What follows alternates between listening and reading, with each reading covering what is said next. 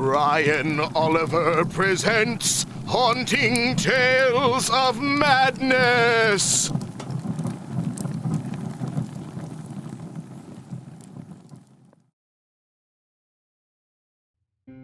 Turn Left at Main Street, written by Brian Oliver, narrated by Joseph Rousel. Giovanni loved road trips. He always had, at least as far back as he could remember. He loved road trips more than, well, he really couldn't think of anything he liked so much. He was always on the road. He couldn't even remember a time not being on the road. Gio was currently in the high country of Colorado and preparing to head to the western slope of the state. He looked at his map and, as a precaution, turned on the GPS as a smartphone. Taking a sip from his overly large gas station soda, Gio smiled and circled the name of a small town on his map, heading to West Cliff. Excitement filled him. He had no idea what to expect. The only thing he really looked into was whether or not the town had anywhere to eat or sleep. It had just a few options for both. He put the best-sounding eatery into the GPS and smiled. It should only take him about 3 hours. An hour and a half of that would be off the interstate and along the back roads. Gio got settled into the car. Plugging in his phone, he groaned as he leaned to the back to get a package of beef jerky from the back seat. He opened it up, threw the top of the plastic strip from the back of the package into the back seat. His back seat would have truly upset anyone who liked things to be clean. Probably taunt him about how he kept his car like a pigsty. And some might even worry about what people might think if he had an accident. The first responders saw how messy the back seat was. They would probably be equally worried that he might not have clean underwear on, and what people might say then. Setting his cup of soda in the holder, Gio took a big bite of jerky and put his car in drive. Full tank of gas, and the whole weekend ahead of him. The interstate traffic was typical. Speeders not caring if they passed on the left or the right. Semi-trucks would hold everyone up on that uphill passages. Gio kept the car in cruise control and set it at 73 miles per hour. There was no hurry. Every now and then he even got to play his favorite game of watching some hot rod get pulled over, and then he came up with a backstory on why the driver was going 10 to 20 miles over the speed limit. His favorite traffic stops were the ones where some poor soul got stuck with drugs, and the multiple police officers just sitting there staring at him, looking over his would-be profits. He never really felt bad for the drug traffickers. Billboards and signs lined the sides of the road when he turned off to where he was looking for. Flicking on his turn signal to indicate he was going to exit to the right, Gio perched up in his seat and leaned forward. The exit seemed a bit shorter than he expected, and he screeched his tires a bit as he made the sharp right heading to West Cliff. That's when he saw the red and blue lights from behind him. Gio pulled over, gathered his license, registration, and proof of insurance, and sat for what he felt like was an eternity as the officer reached his window. "Good afternoon. You always take the exit like a hot rod? Or just in my neck of the woods?" the officer barked. "No, sir. I apologize. The exit just kind of snuck up on me," Gio replied. "I'm sure. License and registration, please." Gio gave over his documentation and then sat waiting for the officer to return with what she was sure would be a speed trap equivalent ticket. He was right, and internally he growled at the $150 ticket. Outwardly, he thanked the officer and continued his drive. The road swiftly became one lane in each direction, with very brief passing opportunities. This didn't bother Gio so much. He still wasn't in any hurry. He enjoyed the winding roads, actually. In his mind, every time he spotted a house off in the distance all alone, he got to create a backstory of the homeowners and why they loved their privacy so much. About 10 miles into this portion of the journey, past a very small town, if you could call it a town, or maybe like 10 buildings total, and the only place that seemed like it was open was the gas station. But seeing the price of fuel, he knew to keep going. He heard a sudden, loud horn behind him, and he jolted as a delivery truck passed him, easily going 20 or more over the speed limit. He caught his breath and shook his head with that anxious laugh. Geo's GPS dinged on the stereo, and that elegant British male voiceover gave him some direction. You will reach your destination in 23 miles. Buffalo in the area. Buffalo in the area. It was the first time he ever received such a strange notice. Then he saw the signs. They were all warnings. Signs like buffalo herds in the area. Proceed with caution. Use lower speeds ahead. Do not interact with the buffalo. Herd activity in the area. He never realized buffalo could be considered so dangerous, but the warning signs had to be there for a reason, right? Within a few miles, he started to see much of the mountain range open up in front of him. He saw thousands of acres of the greenest fields he had ever come across. And then there were the buffalo. There were massive fences that were obviously placed to keep the herds from going onto the roads. There were even more warning signs. As he got closer, he realized he had not taken into account just how big these beasts were. They were quite large. Geo could attest to that. The next sign was for an airfield. To be honest, it was the cutest looking airport he had ever seen. Behind it, spread around some houses, and signs for the school bus pickups. A sign for the town church came up. Fellowship of the Faithful Flock. Turn left on Main Street. In the country, it wasn't too unusual to see religious signs and billboards, especially when the towns are small. The GPS went off again. You will reach your destination in 11 miles. Geo continued his drive, and could eventually see the outskirts of the small town. In 2 miles, turn left on Main Street. Geo followed directions, and it was not until the GPS went off again, turn left on Main Street, that he realized the church and the eatery must be on the same street. Slowing down at the four-way stop, he looked up and saw the street sign labeled Spring Hill Avenue, and Main Street would take him to the left or the right. Turn left at Main Street. Geo eased off the brake and turned to the left. In 300 feet, your destination is on the left. He crept down the street and smiled, seeking parking meters for the restaurant. The street was all parallel 2-hour parking. He didn't see many cars, though. The time limit was a bit strange, but then again, he'd never been there before. Geo parked his car and stuffed the ticket into his glove box. Actually grabbing some of his trash, he got out to stretch. He did see a trash bin a few feet away, and did a half jog to throw it all away. The bin was in front of a small shop that sold antiques. Next to it was a bed and breakfast. Now his first priority was lunch. Looking both ways, he jaunted across the street. Past the diner, he saw a spire of a church. That must be the church called the Fellowship of the Faithful Flock. Walking down the side of the diner, he gazed upon the church. It was a large Gothic-looking church, gray and black with 3 steeples, and a large brass bell in the middle one. The windows were all stained glass, but even from the short distance it was hard to make out what were images in the glass. Putting on a smile, Geo turned to go into the diner. Inside the diner, Geo was met with many stares. People seemed to stop in the middle of what they were doing, like statues, and glared at him from the door being shut behind him, which gave a low, creaking sound. Geo gave a small smile and looked for a host, but instead was met with a sign that said self-seating. Awkwardly making his way to the 2-seater table, Geo sat down. He felt everyone's eyes upon him as he picked from the menu and began to look it over. A moment later, everyone went back about what they were doing, and the sound of chatter filled the room. It was muffled and kept Geo feeling like he was being watched. He had already sat down, though. No reason to make things more awkward. After what felt like an eternity, a waitress approached him. A stern look on her face, gum in her mouth, and an apron which was light blue with lace around the border. "What do you want?"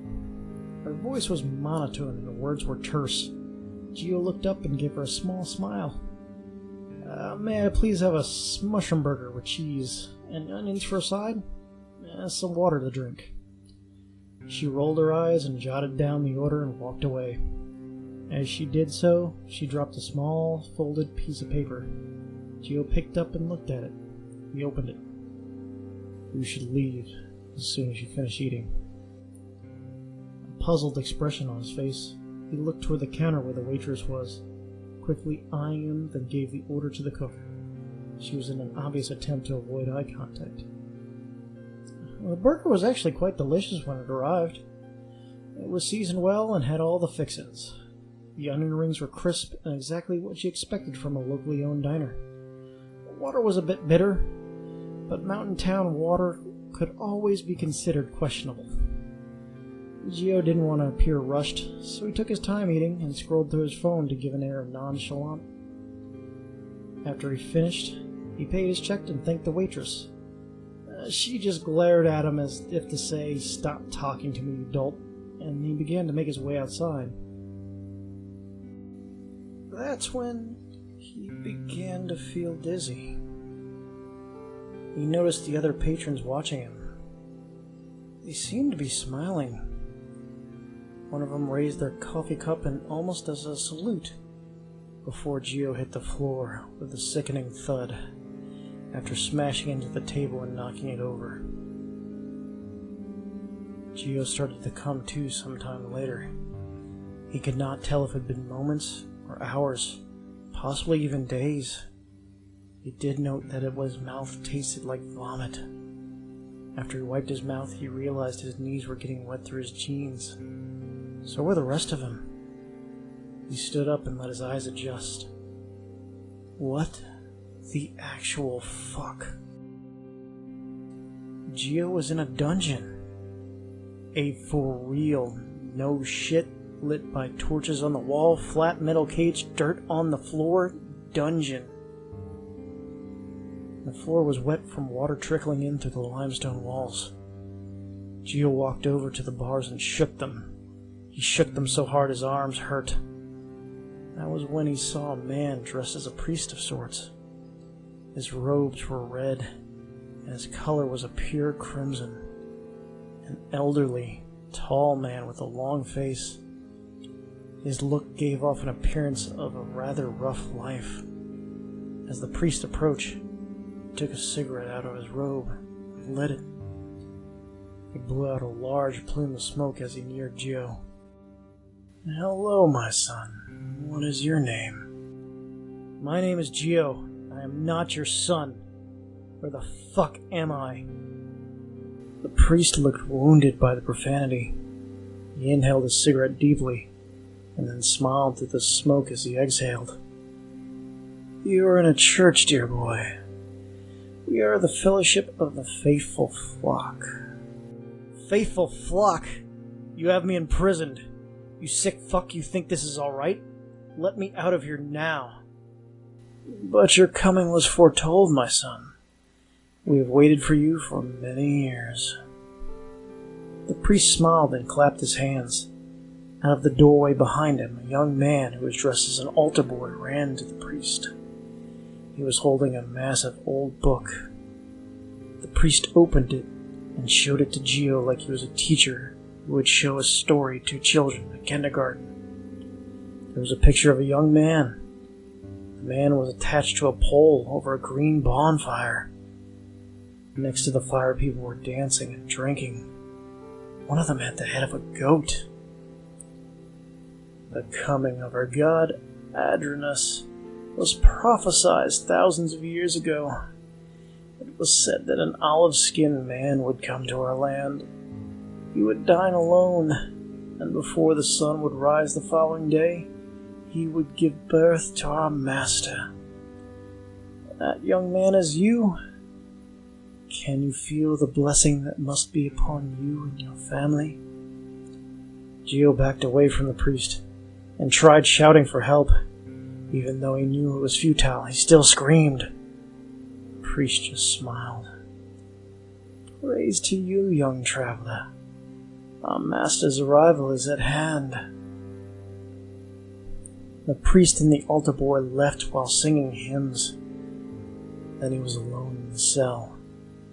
light shone in from a very small window that was too high for him to reach and too small for him to crawl through. Gio was trying not to have a panic attack, but he could feel his hands going numb. He kicked at the walls and screamed at the top of his lungs. After a few hours, he could see that the sun was setting. Footsteps grew near, then the door at the end of the hallway opened slowly. It was the waitress from the diner.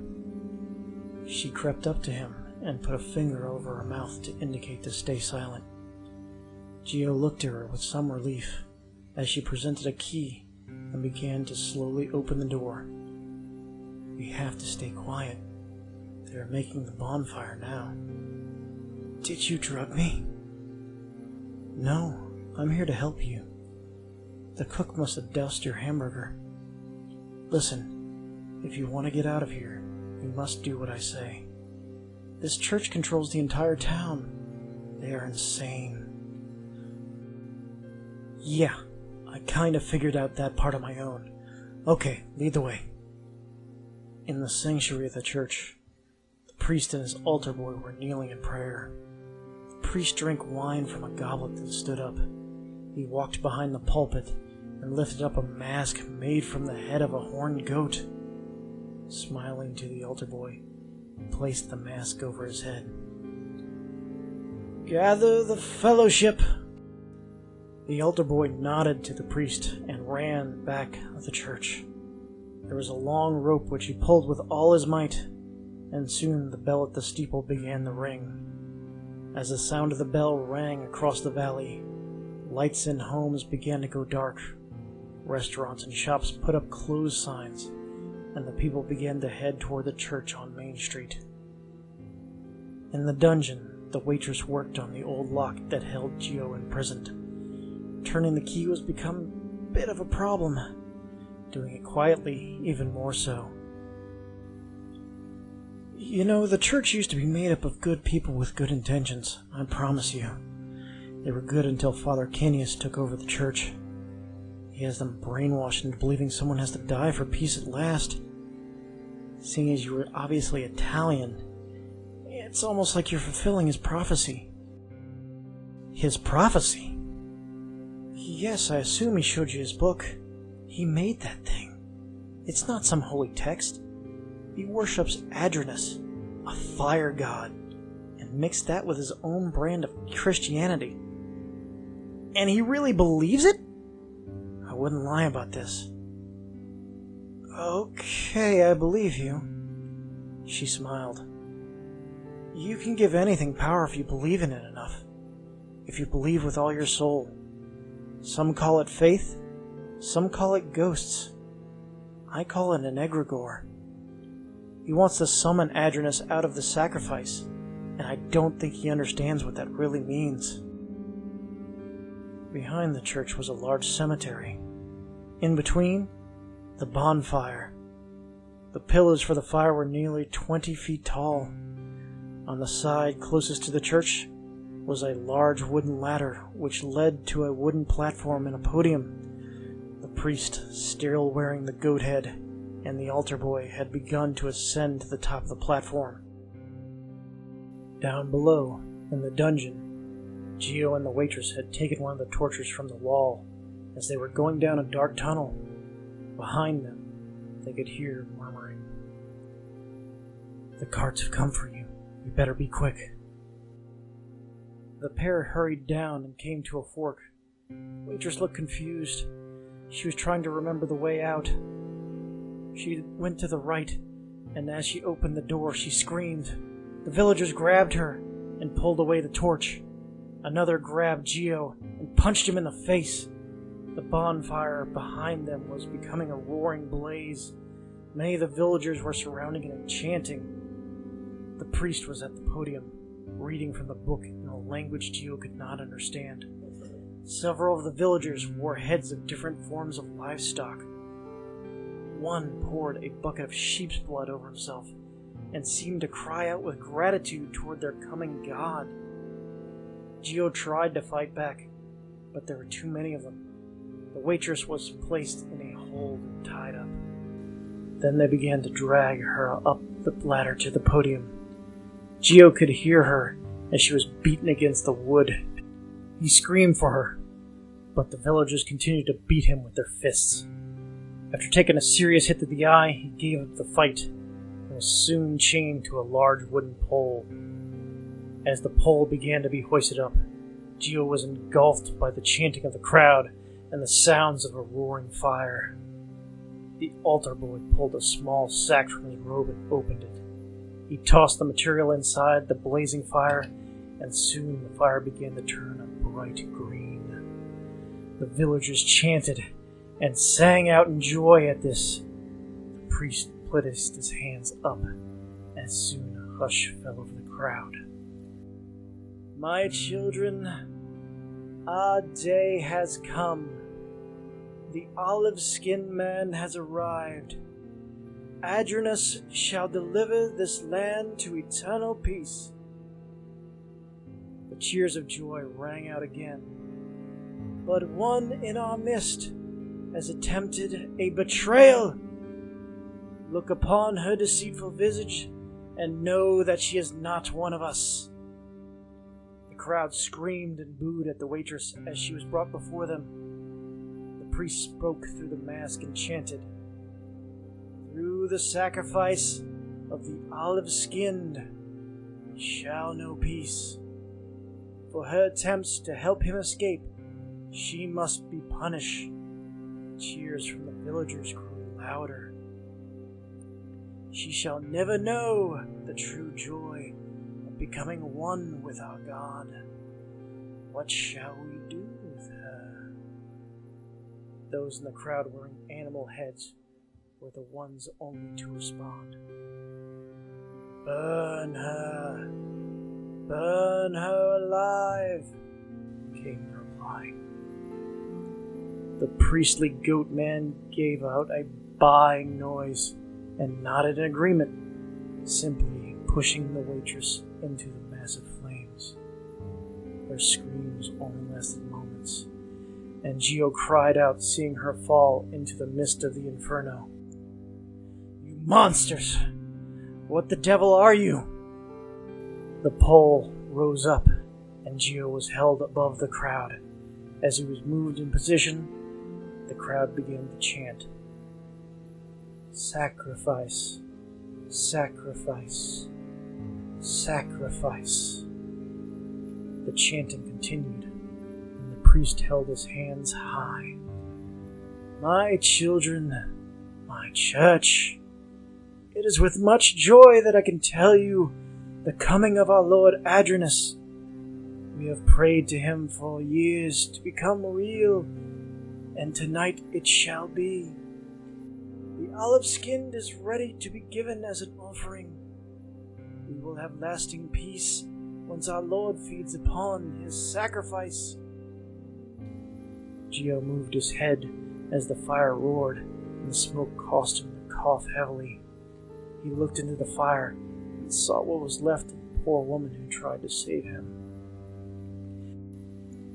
As the pole he was tied to began to lower, there came a mighty scream, and the skeleton of the woman shot up into the air. The fires around her soon began to form into the vague shape of a man. The priest backed away in shock as Adranus formed in front of him. The fiery creature looked to the villagers and the leaders. "You sacrificed an innocent soul to me?" The priest looked confused. It was hard for him to truly accept what he saw before him, but he dared not give credit to any other. "Yes, my lord. It was I threw the girl into the flames. It was I who raised you. Bring peace to this land. Let the fires cleanse any enemies who stand in the way of Adranus." The egregore looked down upon him and grinned. "Sacrifice will bring peace to this town and to all the lands surrounding it." The priest looked up in awe and fear as the creature they brought forth began to spread his flames to the villagers. First to those who wore the heads of animals, and then to the others. The flames moved like tentacles as they physically snatched at the villagers, burning them to cinders as they did so. The egregore did as the people had believed. Their belief had brought it to life through the collective desire to see it appear. They did not, however, think of what it would truly mean. The creature's desire for sacrifice seemed unable to be quenched. The fires of that creature continued to envelop and roast the villagers. The blaze reached underground and erupted the gas lines. Buildings exploded. Others burned to ashes. Their cars melted from the heat. The being they had conjured brought them exactly what they had asked for. He had sacrificed them all. Saving the priest for last, the egregore grabbed the priest, yet he did not burn him. The mask that the priest wore began to fuse with his head. As he screamed, soon the mouth of his goat became his own. His eyes rolled back in his head as the snout came alive. The priest shrieked in agony as he became what he hid behind. The egregore looked with the eyes of brimstone into the soul of the priest. I shall give you your peace now. As you have asked, you shall receive. The priest shrieked as he was flung into the church. The blaze that followed was one of the hottest of blasts. The priest fell from the roof to the pulpit, shattering his shoulder and causing the collarbone to erupt from its fleshy boundary. As he tried to rise up, he saw the pews begin to fill with a congregation of fiery demons. They sang hymns and laughed. The priest begged for mercy as the hell mouth began to open around him. The wooden boards that made the floor began to form like teeth, ready to devour the priest. As he was pulled in, his cries became less and less human, until all Geo could hear was the laments of a goat slowly being swallowed up. The pole he was on fallen over, and Geo kept his eyes closed to the carnage. The egregore looked upon him and spoke as it burned away the chains, leaving Geo unharmed. Not of their flock. You are not like them, unbeliever. Geo looked up as the entity began to fade. It spoke out one last time. This land will have peace. Geo laid there in shock and awe, looking around to see if anyone had survived. In the midst of it all, as the smoke faded away, he saw the waitress standing bewildered in the ashen gown. Running to her, he hugged her tightly. I thought you were dead. She hugged him back as tears ran down her face. I guess he didn't want me. The pair walked away from the still smoking embers and found Geo's car was unscathed. He opened the door for her and sat her in the passenger seat as he walked around to the driver's side. Did that just happen? I mean, it did, right? I can't help but know that it did. Geo turned on the car and started to pull out of town. As he did, the waitress leaned her head against the glass of the window and smiled. Geo looked in her direction as he side-eyed the road ahead of them. Thank you for helping me. She smiled while looking back at the town. Thank you for believing in me. As they continued down the road, she continued to smile.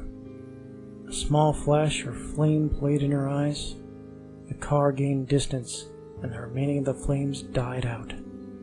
The remnants of the buildings and structures soon crumbled away, leaving green fields and pastures. As they reached the highway, Geo realized he couldn't get past a thought.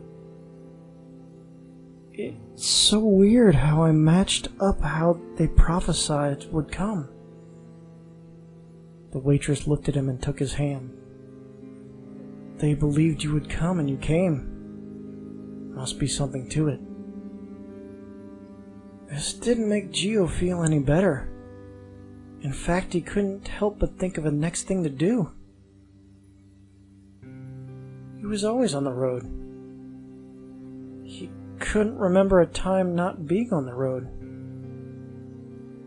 He looked back to the waitress, who had a simple look on her face. You know, I always believed in you, with all my soul. She picked up his map.